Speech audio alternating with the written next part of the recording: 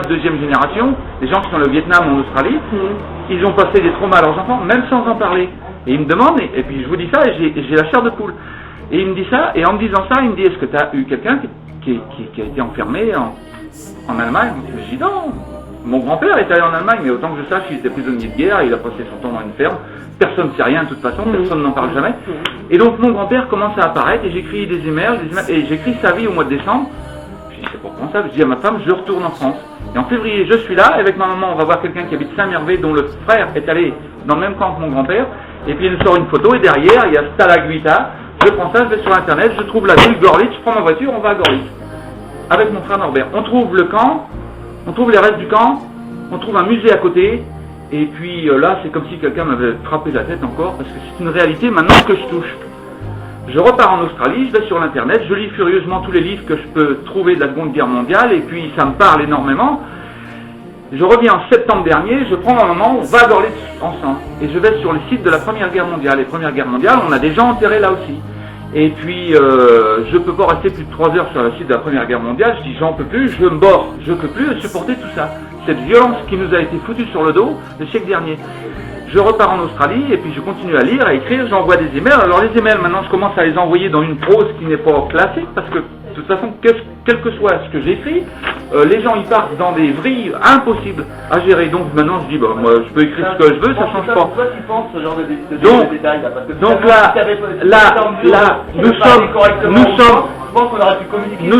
nous sommes là maintenant au mois de juillet et mon objectif en venant ici, c'est de clore le débat pour moi. Je veux reprendre ma vie.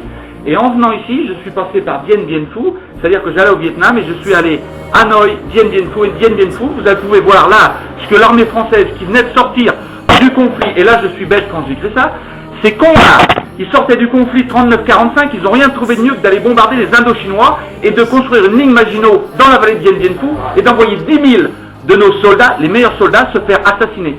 Et croyez-moi ou croyez-moi pas, le père de la femme de ce monsieur était à Dien Bien Phu. Il m'a dit ça il y a 20 ans. Moi à l'époque je connaissais pas Dien Bien Phu, donc j'ai enregistré le code, c'est tout. Bon, je pense que le mieux, qu'est-ce que vous voulez que je dise? On prend tout de suite. Et donc, on va faire la guerre tout de suite là.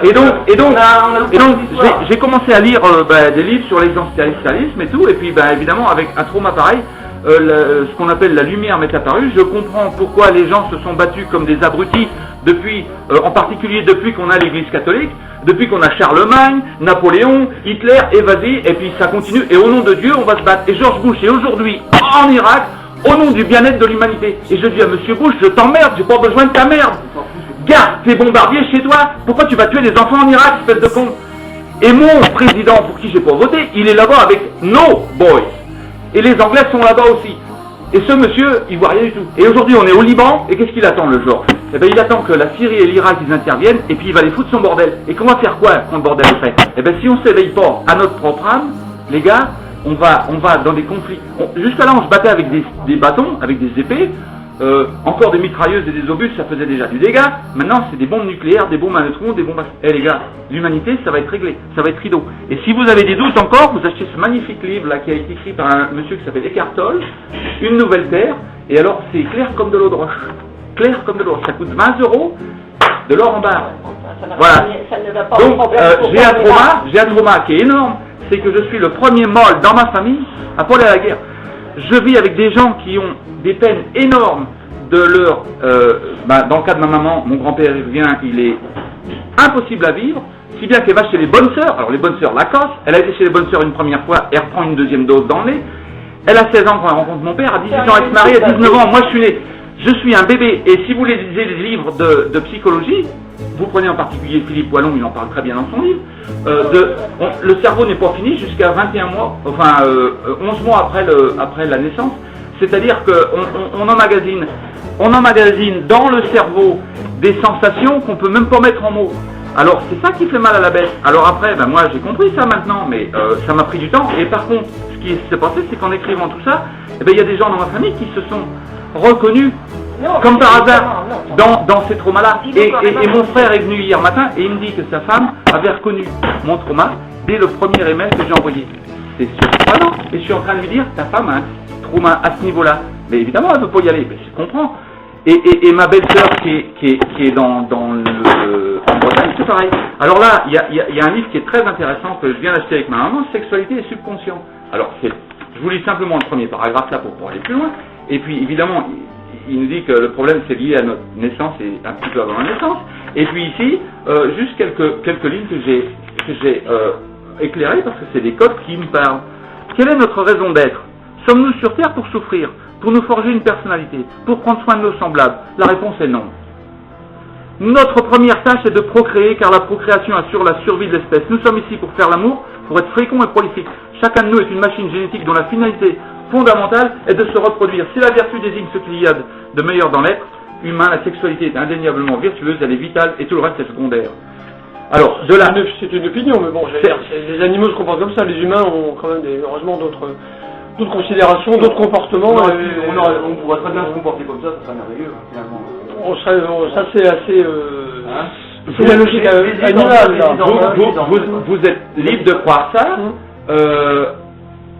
suivant le niveau d'éclairement mental dans lequel vous vous situez. Par contre, donc, il fait un livre, ça c'est son, si vous voulez, sa conviction, on va dire. Oui, il met ça sur la table pour pouvoir développer le reste du livre.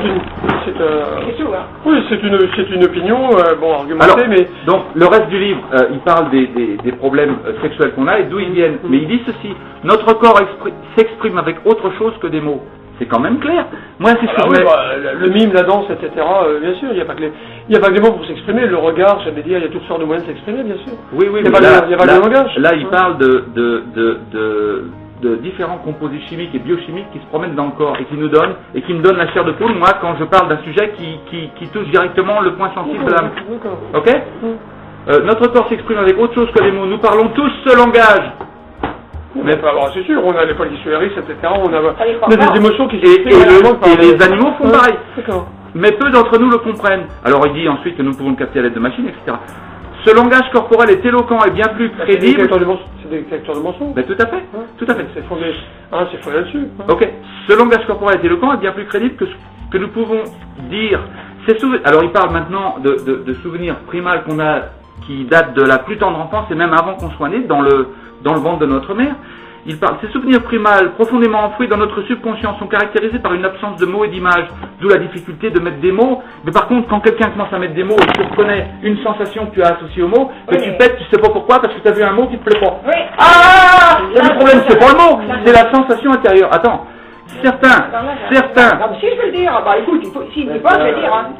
Certains de ces souvenirs il y a quand même des choses qui ne va pas. sont si douloureux et insupportables que le néocortex, c'est-à-dire la partie du cerveau qui se développe après 1 an, la partie la plus évoluée de notre cerveau, préfère les ignorer. Et alors là, ce qui est dramatique, c'est qu'il intervient pour empêcher notre corps de ressentir cette souffrance et c'est une tâche à laquelle il est parfaitement adapté. Ce qui explique les modèles de comportement qu'on a et ce qui explique que George Bush se trouve tout à fait justifié d'aller taper sur la gueule des enfants irakiens au nom du bien-être de l'humanité. Mais moi, s'il me demande mon opinion, moi je vais dire Georges, mais va cultiver tes radis japonais dans ton jardin au Texas. Tu m'excuses, Jean-Paul. Laisse le monde tranquille. Je peux dire, Jean-Paul. Bon, voilà, en gros le débat qui nous... Je peux dire. Tu parles maintenant, moi j'ai dit ce que j'avais dit. C'est tout ce que tu dis là, c'est vrai. Mais est-ce que tu as vraiment le droit, parce que toi tu as sorti ça, alors de dire aux autres, tu bois sur les emails, mais des choses méchantes. Je vais chez d'autres là-bas, et puis envoyer des emails partout pour raconter que celui-là boit, Bon, il y a quand même des choses qui vont pas. Il faut quand même reconnaître qu'autour de la table là, on est en train de déterminer le monde de demain, quoi. C'est là que c'est vachement important, parce que finalement, c'est lui qui tient la vérité. Mais il y a des choses vraies de toute façon. Moi, je viens de Non, mais parce que toi, Georges Bourg et compagnie, de toute façon, c'est bien là, autour de cette table, que ça va se passer aujourd'hui. Le devenir du monde de demain. Je sais pas si vous en rendez pas compte. Alors, ce que Jacques exprime là, c'est un sentiment, et il a raison. Martin Gray en parle dans ses livres, c'est que le monde de demain sera un monde qui sera éclairé ou ne sera pas.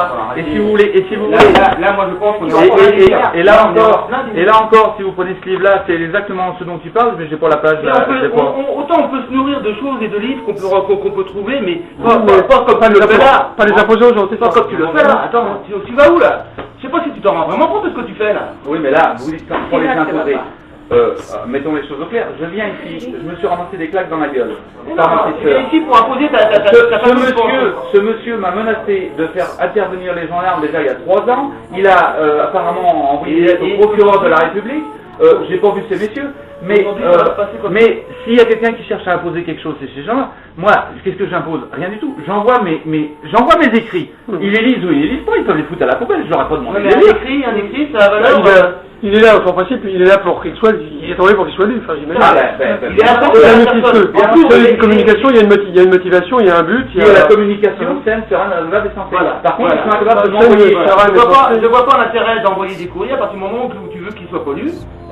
Donc, et en même temps, les mots qui sont dedans, ils sont quand même bien ciblés pour que l'autre en face ait une réaction. Qu'elle soit bonne ou qu'elle soit dans ton sens ou à contresens, il est destiné à avoir une réaction de la personne qui est en face de toi. Donc, à partir de là, si l'autre juge que ton courrier, c'est un courrier qui est malfaisant et qu'en même temps c'est une atteinte à sa propre personne, moi j'estime qu'il est en droit de porter plainte contre toi. Et contre ça, tu n'as rien à dire. Tout à fait. Vous pouvez utiliser les services de médecin pour la TIFA parce qu'elle va bien de parler et puis par rapport à ce qui lui est arrivé l'autre jour. Elle n'est pas bien là. On a une jeune fille là qui est en pleine crise de... Oui, moi je ne sais pas, vous allez voir un petit peu. Ça va vous faire faire un break. Non, moi je suis pas locataire, moi, c'est bon. Attendez, on n'a pas fini. Maman, je suis pas venu pour ça. Hein. J'ai discuté pendant 3 ans, moi. D'accord? Donc je suis pas venu pour ça. Je suis venu pour des choses précises. Donc voilà. Moi je veux simplement voir le médecin et ensuite à partir de là, moi, je prends mes décisions. Le médecin, il t'a donné son point de vue. Parce que là, moi je veux plus discuter avec lui. Attends. Là, moi c'est pas possible. Demain on recommence, là, on repart pour 3 ans. Moi c'est pas l'objectif. Attends, le médecin a une urgence. Non, moi je veux pas absolument qu'on parle avec toi, ça devient une catastrophe. Parce que là, si tu veux, elle, ça lui provoque. Non, laisse-moi s'il te plaît. Mais par contre, surtout, parce que. Tu sais comme le stress est basse. Ouais. Dans sa caisse, là, l'autre il va s'occuper d'elle. Mais là, pour qu'elle trouve des médecins comme ça, pas plus relax, parce que les mecs qu'elle va voir, c'est des abrutis. Ah ouais. Il la charge. Ouais.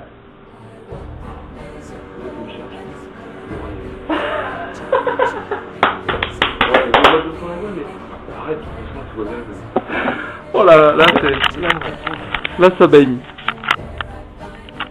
50 minutes qu'on était à parler là.